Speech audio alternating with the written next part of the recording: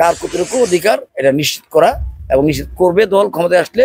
আপনার অবশ্যই ধানের শীষ সংখ্যাগরিষ্ঠ আসন নিয়ে নির্বাচিত হবে। যদি 12 ফেব্রুয়ারি নির্বাচন হয় 2026 সালে, তাহলে আপনার অবশ্যই ধানের শীষ সংখ্যাগরিষ্ঠ আসন নিয়ে নির্বাচিত হবে এবং সরকার গঠন করবে এবং দেশকে আগামী দিন একটি নিরাপদ বাংলাদেশ করবে, একটি সমৃদ্ধিশীল বাংলাদেশ করবে, কথা বলার বাংলাদেশ করবে, সাংবাদিকদের স্বাধীনতার বাংলাদেশ করবে, অর্থনৈতিক মুক্তির বাংলাদেশ করবে। আজকে আপনারা শুনেছেন এখানে বক্তব্য বলেছেন এখানকার মণ্ডপের সভাপতি, অতীতে কখনো কোনো রাজনৈতিক দল আসে নাই।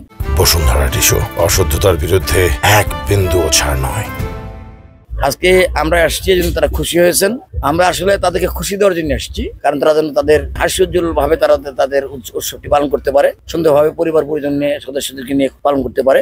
এবং আমাদের ভারপ্রাপ্ত চেয়ারম্যান নির্দেশ আছে একটি দফার মধ্যে তাদের ধর্মের কথা বলা আছে 16 নম্বর অনুচ্ছেদে, যে লাইনটি সেটা ব্যাখ্যা করলেই আপনারা জানতে পারবেন, আপনারা সাংবাদিক। সেই ব্যাখ্যায় এখানে সংখ্যালঘু, পাহাড়ি, বাঙালি, সমতল ভূমির যারা বাঙালি আছেন সকলের জন্যই স্পষ্ট অক্ষরে লেখা আছে কার কতটুকু অধিকার এটা নিশ্চিত করা এবং নিশ্চিত করবে দল ক্ষমতায় আসলে।